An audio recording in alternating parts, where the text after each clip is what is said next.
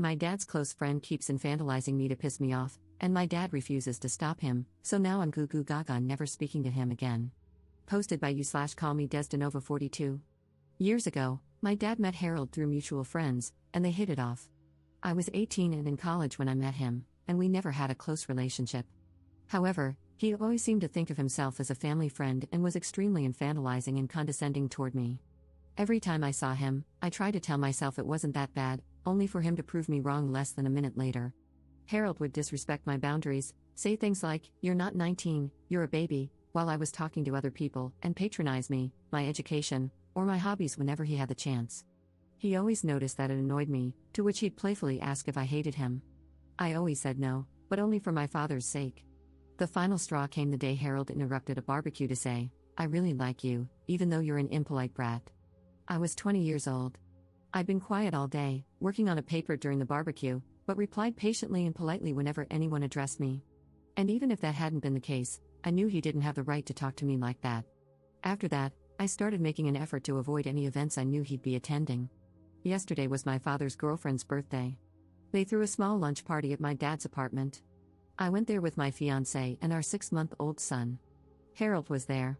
I hadn't seen him in months, but he still talked to me as if I were a dumb child. Never mind that I'm engaged, a mother, and 26 years old. I spent the whole party ignoring his helpful advice about me being too young to get married or be a mom. It helped that most of the other guests seemed to disagree with him. My baby spent most of the afternoon sleeping. There's a bassinet in my old room. He woke up hungry, so I went to breastfeed him and excused myself from the party for a while. When I returned, I was met with jokes and comments, all from Harold, about how I was probably struggling if my son was managing to keep me away for so long. He went on to interrupt a conversation I was having with another one of my dad's friends to question pretty much everything about my parenting. He doesn't even have custody of his daughter, by the way, and to make more comments about my age. I decided I couldn't take it anymore after he asked if I'd thought about giving my baby up for adoption. I got my son and told my fiancé we were leaving.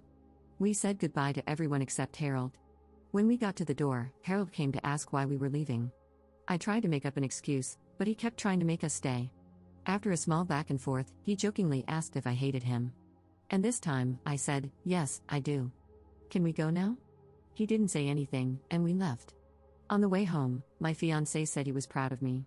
My father called this morning to say the opposite, and we had a small fight, but ultimately decided to drop the subject. I'm sure this isn't over, but if it keeps going, it won't be because of me.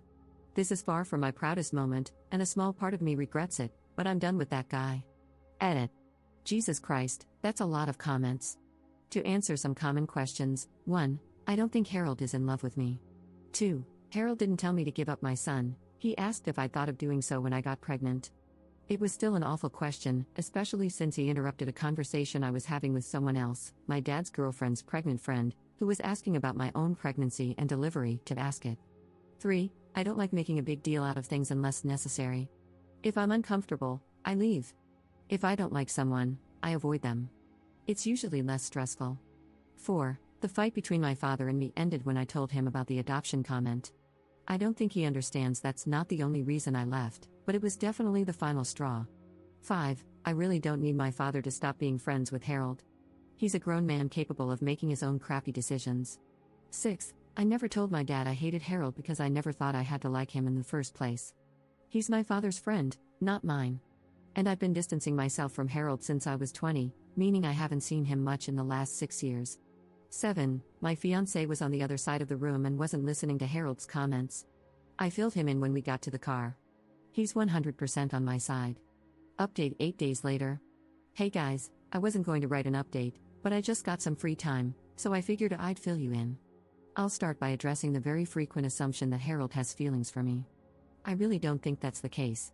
His comments always came across as annoying and condescending, but never intimate. That said, your comments scared the hell out of me. And the fact that the general consensus was screw Harold was weirdly heartwarming.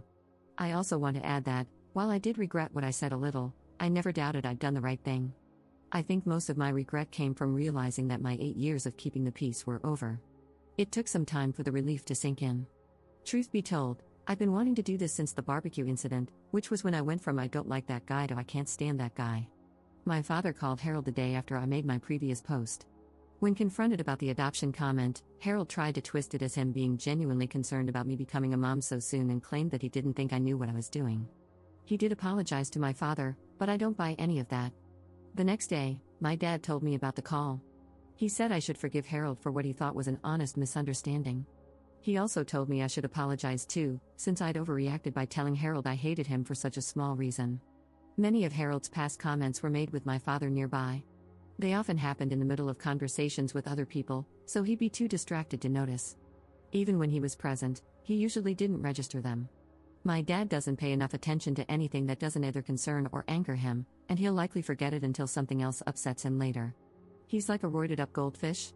We also have different definitions of what's offensive, so he'd never think those comments were a big deal.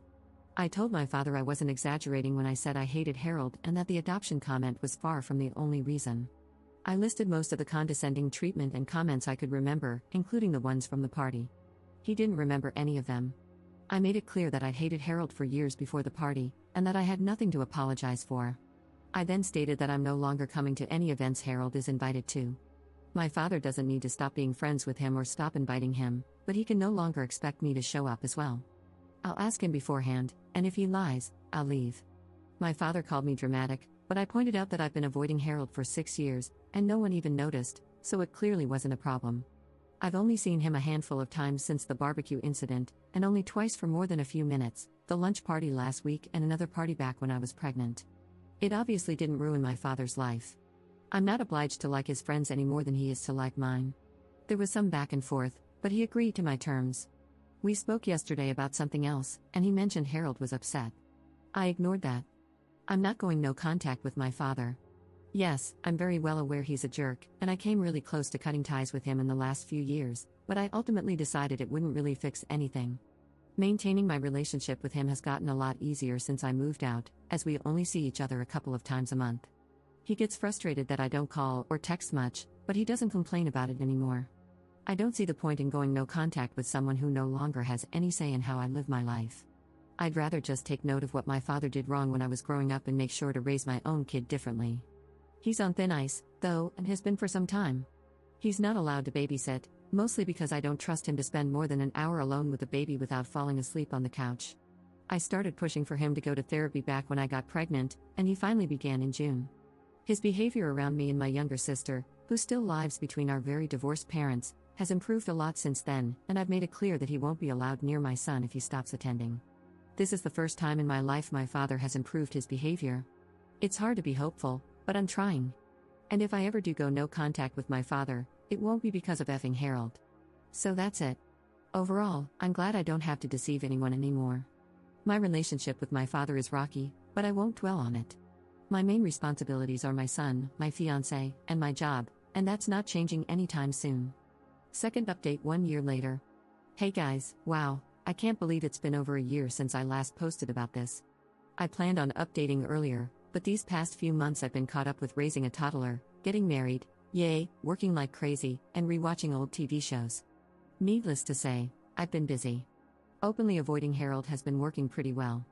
My father has been respecting my boundaries. Whenever he invites me and my husband over for lunch or dinner, I ask who else will be there. If Harold's coming, he tells me.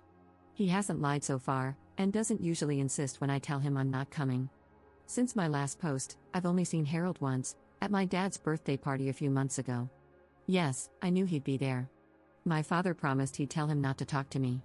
Also, some of my father's friends' kids, most of whom I used to babysit, would be there. I hadn't seen them in a while, and I love them more than I hate Harold.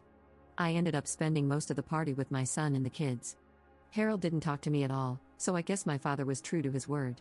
My husband and I did catch him staring at us a couple of times, but I decided to ignore it. I caught my husband staring back once, and the walking marshmallow I married actually managed to look threatening. I love this man. You know who did talk to me? Harold's girlfriend. Yes, he has one now. She interacted with me twice. First, she came over to coo over my son before making a comment about how he needed a haircut. Ha ha ha, I already hate you. Later, she approached me and said, "You're shy, aren't you?" I said no, and she laughed and said, "Yeah, you're shy." She said all that in the same tone one would use to talk to a 6-year-old. I managed to keep my expression neutral. Otherwise, I would have told her I'm not shy, I just chose to spend the whole party with the kids because they were better company than her and her annoying boyfriend. So yeah, based on both my interactions with her, Harold's girlfriend is insufferable. In other words, they're perfect for each other. I don't have much else to add. My father broke up with the woman he was dating last year, long story, and now has a new girlfriend. She's neither annoying nor psychotic, and I actually really like her. They won't last a year. My relationship with my father is still not perfect, but it has improved. He's actually started apologizing to me a lot more. I don't know whether it's the therapy or the fact that motherhood has apparently made me terrifying, but I'll take it. And credit where it's due, he's a very good grandfather. I'm also glad my father is respecting this Harold boundary. I very much don't want that man in my life. Honestly, I'm pretty satisfied right now. My little boy is thriving. Part of me really misses the baby stage, but I grow prouder every day. Getting to know my kid has been fantastic,